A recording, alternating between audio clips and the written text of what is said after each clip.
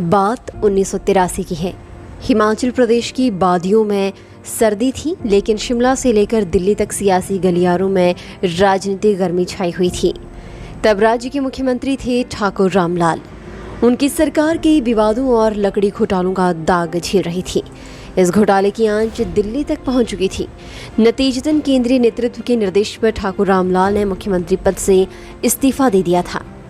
जब तत्कालीन केंद्रीय सूचना एवं प्रसारण राज्य मंत्री HKL भगत ने केंद्रीय नेतृत्व द्वारा ठाकुर रामलाल का इस्तीफा स्वीकार करने की सूचना दी, तो उस वक्त 2000 से अधिक कांग्रेस कार्यकर्ताओं ने पार्टी दफ्तर के बाहर नारेबाजी कर सत्ता परिवर्तन का स्वागत किया था।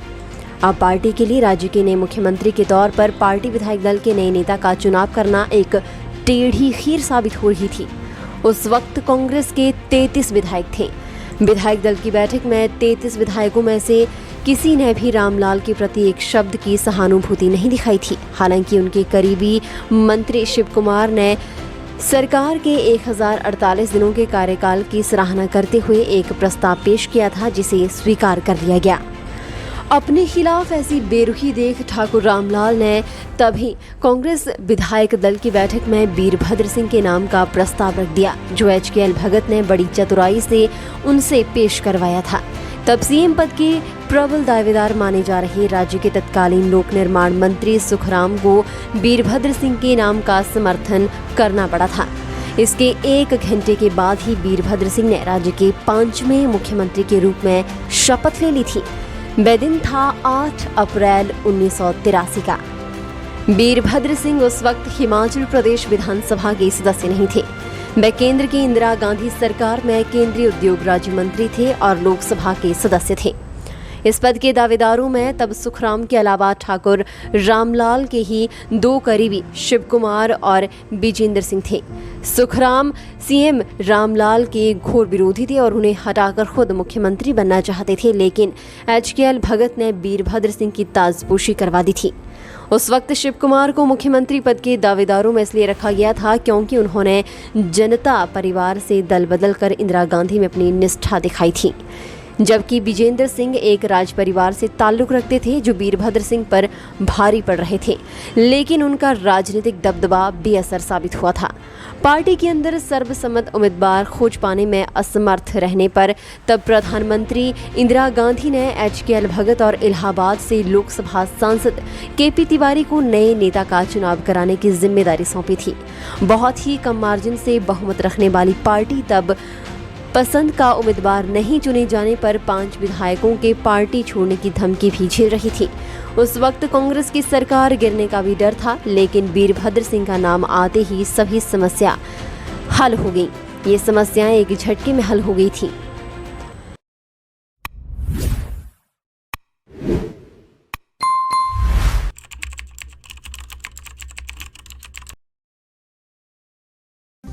सोनी ज्वेलर्स, खास मौका हो और खास उपहार चाहिए तो आप अपने अपनों को खास बनाइए। सोनी ज्वेलर्स आपके शहर महतपुर में सोनी ज्वेलर्स ले आए हैं खास आपकी पसंद के हर प्रकार के आभूषण डिजाइन किए हैं। 916 हॉलमार्क में शुद्धता के साथ सोने चांदी व डायमंड ज्वेलरी खरीदने से पहले एक बार सोनी कॉम्प्लेक्स अवश्य पधारें।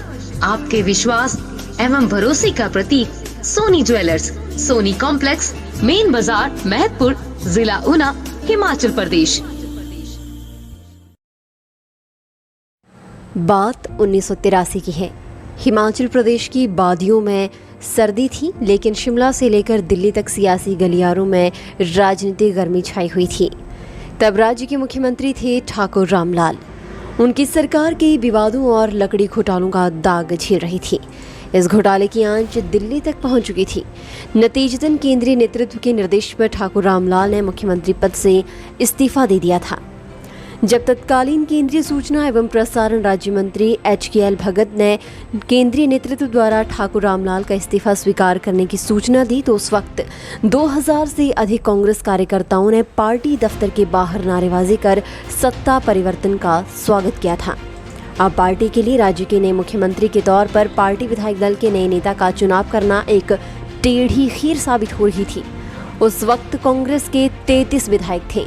विधायक दल की बैठक में 33 विधायकों में से किसी ने भी रामलाल के प्रति एक शब्द की सहानुभूति नहीं दिखाई थी। हालांकि उनके करीबी मंत्री शिव कुमार ने सरकार के 1048 दिनों के कार्यकाल की सराहना करते हुए एक प्रस्ताव पेश किया था, जिसे स्वीकार कर लिया गया।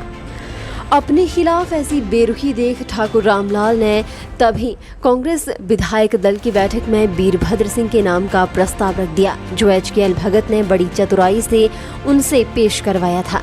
तब सीएम पद के प्रबल दावेदार माने जा रहे राज्य के तत्कालीन लोक निर्माण मंत्री सुखराम को वीरभद्र सिंह के नाम का समर्थन करना पड़ा था।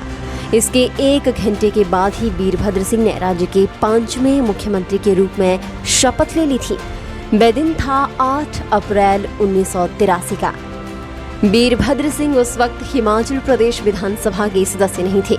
वह केंद्र की इंदिरा गांधी सरकार में केंद्रीय उद्योग राज्य मंत्री थे और लोकसभा के सदस्य थे। इस पद के दावेदारों में तब सुखराम के अलावा ठाकुर रामलाल के ही 2 करीबी शिव कुमार और विजेंद्र सिंह थे। सुखराम सीएम रामलाल के घोर विरोधी थे और उन्हें हटाकर खुद मुख्यमंत्री बनना चाहते थे, लेकिन HKL भगत ने वीरभद्र सिंह की ताजपोशी करवा दी थी।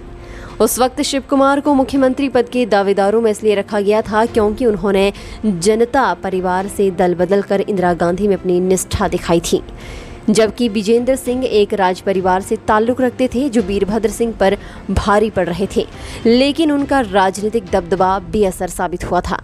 पार्टी के अंदर सर्वसम्मत उम्मीदवार खोज पाने में असमर्थ रहने पर तब प्रधानमंत्री इंदिरा गांधी ने HKL भगत और इलाहाबाद से लोकसभा सांसद KP तिवारी को नए नेता का चुनाव कराने की जिम्मेदारी सौंपी थी। बहुत ही कम मार्जिन से बहुमत रखने वाली पार्टी तब पसंद का उम्मीदवार नहीं चुने जाने पर 5 विधायकों के पार्टी छोड़ने की धमकी भी झेल रही थी। उस वक्त कांग्रेस की सरकार गिरने का भी डर था, लेकिन वीरभद्र सिंह का नाम आते ही सभी समस्या हल हो गई। ये समस्याएं एक झटके में हल हो गई थी। फिलहाल के लिए बस इतना ही, और बड़ी खबरों के लिए बने रहिए न्यूज़ सुपर भारत के साथ।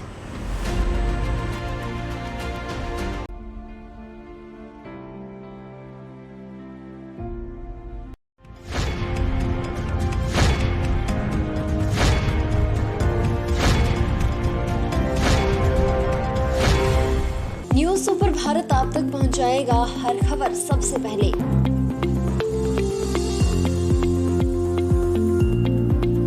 आप तक पहुंचने वाली हर खबर होती है सत्यापित। सत्य, सटीक, निष्पक्ष खबरें आप तक पहुंचाना ही हमारा उद्देश्य। न्यूज़ सुपर भारत की हर खबर पर कर सकेंगे आप सबसे ज्यादा भरोसा।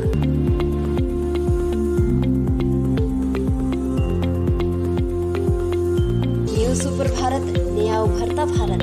हर खबर निष्पक्ष दिखाता है news super Bharat. News super Bharat से जुड़ने के लिए फॉलो करें हमारे फेसबुक पेज NSP न्यूज़ को।